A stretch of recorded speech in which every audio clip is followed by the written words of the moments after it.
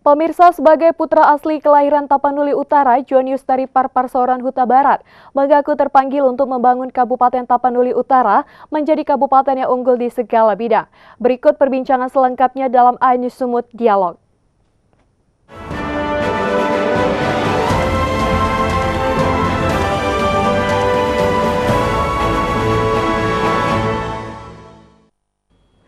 Halo, apa kabar pemirsa? Senang sekali kita dapat bertemu dalam program Ainus Sumut Dialog bersama saya Balki Siregar. Ainus Sumut Dialog hari ini akan mengangkat topik Tapanuli Utara di tangan Jonius dari Parpe Huta Barat. Halo Abang Jonius, apa kabar? Kabar baik. Kabar baik. Ya. Baik pemirsa, seperti yang kita ketahui bersama bahwa Bang Jonius dari Parpe Huta Barat ini dikenal akrab dengan sapaan JTP. Betulkah begitu, Bang? Ya, JTP benar. Benar, baik. Ya. Kalau begitu saya bisa panggil dengan sebutan Bang JTP ya? Boleh. Boleh, baik. Pemirsa, seperti yang kita ketahui bersama bahwa Bang JTP ini merupakan sosok yang pernah menjabat menjadi Kapolres Tapanuli Utara dan merupakan anggota DPRD Sumut. Kemudian saat ini merupakan calon Bupati Tapanuli Utara tahun 2024. Benarkah begitu Bang JTP? Ya, benar Melki. Baik. Dan dalam kesempatan ini kita terlihat cukup serasi ya Bang ya? Ya. Dinuansai dengan warna abu-abu dan semoga dengan keserasian kita ini dapat mewarnai kebersamaan kita hari ini. Baik Bang JTP, berbicara mengenai pencalonan diri sebagai calon Bupati Tapanuli Utara 2024, pastinya dilandasi oleh ketertarikan.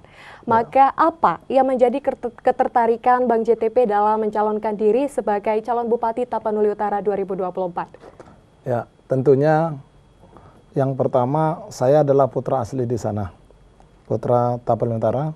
Kemudian saya pernah juga bertugas di sana, dan saya melihat bagaimana kondisi pembangunan, kondisi masyarakat di sana, baik juga SDM masyarakat yang ada, dan juga taraf kehidupannya. Sehingga saya dengan latar belakang saya juga seorang birokrat, saya melihat bahwasanya ada sesuatu atau masih banyak potensi-potensi yang bisa kita gali untuk meningkatkan kesejahteraan masyarakat yang ada di sana. Nah, atas dasar itu saya mencoba bagaimana untuk ikut terlibat aktif mensejahterakan. Satu-satunya jalan adalah untuk masuk ke ranah politik dan ikut berkompetisi menjadi bupati. Karena regulasi pemerintah yang membuat bahwasanya bupati itu adalah orang yang diberikan kekuasaan untuk meningkatkan kesejahteraan masyarakat yang di sana. Oke, baik. Ya. Dan seperti yang dapat kita ketahui bersama bahwa Bang JTP ini mendapatkan panggilan untuk membangun Tapanuli Utara. Ya. Nah, saya ingin bertanya, apa yang menjadi alasan Bang JTP terpanggil untuk membangun Tapanuli Utara? Ya, itu kan tagline kami terpanggil. Artinya diri saya itu terpanggil. Kenapa terpanggil? Ya, karena banyak orang tahu ya, saya sudah bekerja, saya sudah pernah jadi anggota polisi, kemudian saya udah anggota DPR juga. Jadi kenapa sudah duduk DPR masih mau gitu. Jadi kita terpanggil namanya, terpanggil untuk berbuat yang terbaik bagi kampung halaman kita. Oke, betul. Ya.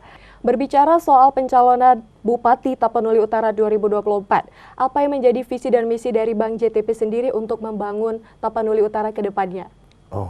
Visi saya adalah bagaimana membuat atau mewujudkan Kabupaten Tapanuli Utara itu yang jauh lebih maju, unggul, berbudaya, dan lebih sejahtera. Itu visi saya. Kemudian visi saya ini nanti ada beberapa langkah-langkah yang saya lakukan melalui misi saya, yaitu bagaimana menyediakan pelayanan pendidikan ya, dan kesehatan yang berkualitas dan merata. Karena ini kan daerah Kabupaten Tapanuli Utara ini sangat luas. Jadi apa yang dirasakan Kota Tarutung, Kota Siborong-Borong harus bisa dirasakan orang yang ada di Kecamatan Garuga. Kemudian saya juga berusaha nanti akan meningkatkan daya saing. Ya, daya saing daripada masyarakat yang ada di sana. Kemudian kita juga saat ini lagi berusaha mengembangkan teknologi, ya.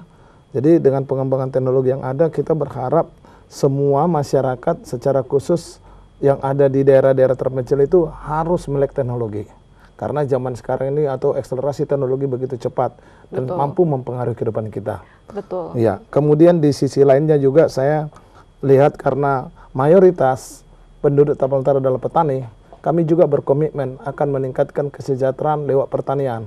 Kami mencoba bekerja sama dengan beberapa stakeholder perusahaan-perusahaan ya, yang membidangi pertanian. Jadi kita menyiapkan lahannya, kemudian dengan petani sendiri kita akan meningkatkan kualitas kehidupan mereka lewat kualitas pertanian lewat adanya orang-orang penyuluh-penyuluh pertanian yang kita tingkatkan kemampuannya dan skillnya.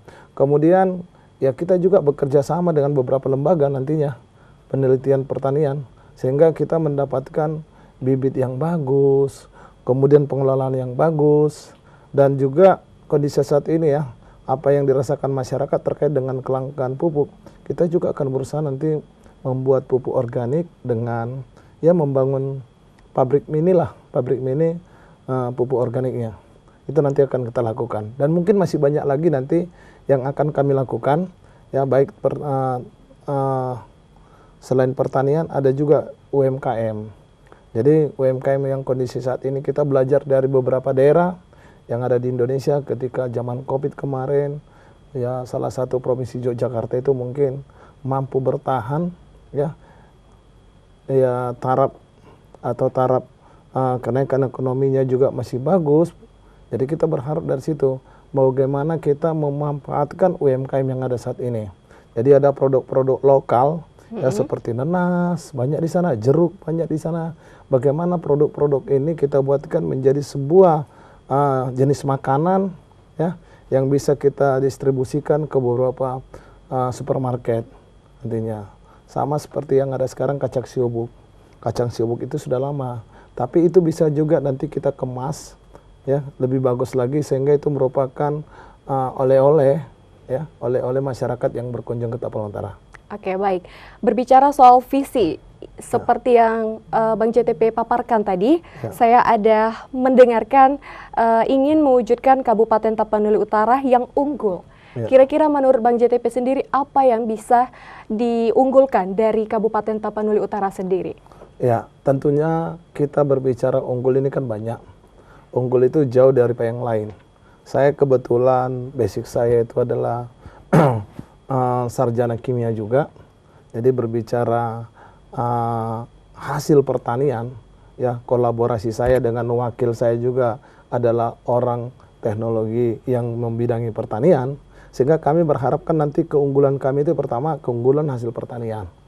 Nah, yang kedua, kami akan membuat sumber daya manusia yang unggul, berdaya saing. Jadi, saya kebetulan basicnya juga pernah jadi guru, dan wakil saya nanti adalah Pak Denny Lumbanturun. Beliau adalah seorang akademisi. Nanti tentunya kolaborasi kami berdua ini mampu menciptakan SDM-SDM yang unggul.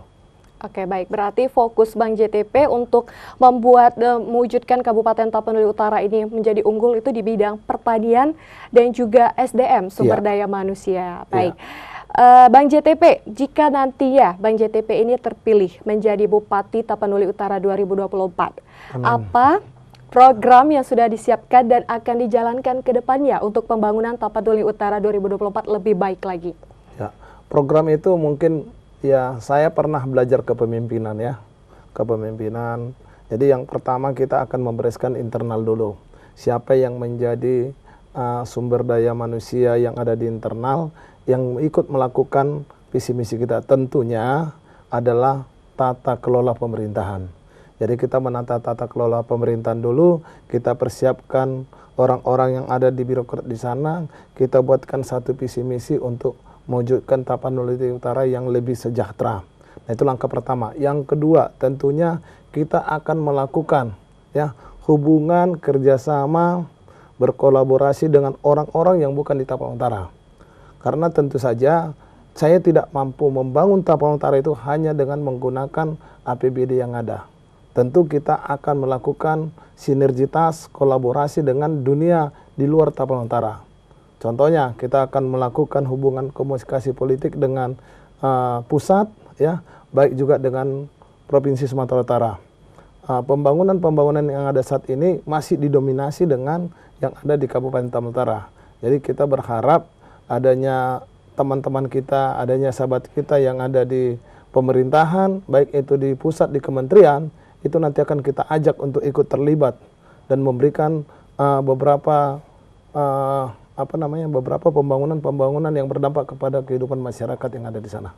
Oke, baik. Seperti yang Bang JTP sampaikan bahwa program yang nanti ya akan dilakukan dimulai dari tata kelola pemerintah. Iya. Namun bagaimana sasarannya? Apakah tepat ke masyarakat dan bagaimana prosesnya? Ya, kita kan gini, kenapa tata kelola pemerintahan? Yang pertama kita harus punya prinsip bahwasanya pemerintah itu adalah pelayan. Jadi bagaimana kita melayani masyarakat, apa yang diinginkan masyarakat, kita yang menjadi pelayannya. Karena masyarakat di sana adalah petani, maka bagaimana kita melayani mereka terkait dengan hal pertanian. Maka pelayan-pelayan yang saya siapkan adalah mulai dari penyuluh pertanian, kemudian penyediaan barang-barang pertanian, seperti itu. Nah, itu yang akan kita lakukan. Jadi mempersiapkan SDM-nya dulu lah. Oke, baik.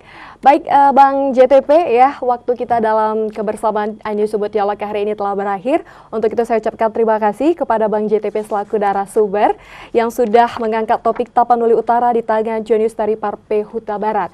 Untuk itu, pemirsa, saya Balki Siregar pamit undur diri mengucapkan terima kasih telah bersama kami dan sampai jumpa.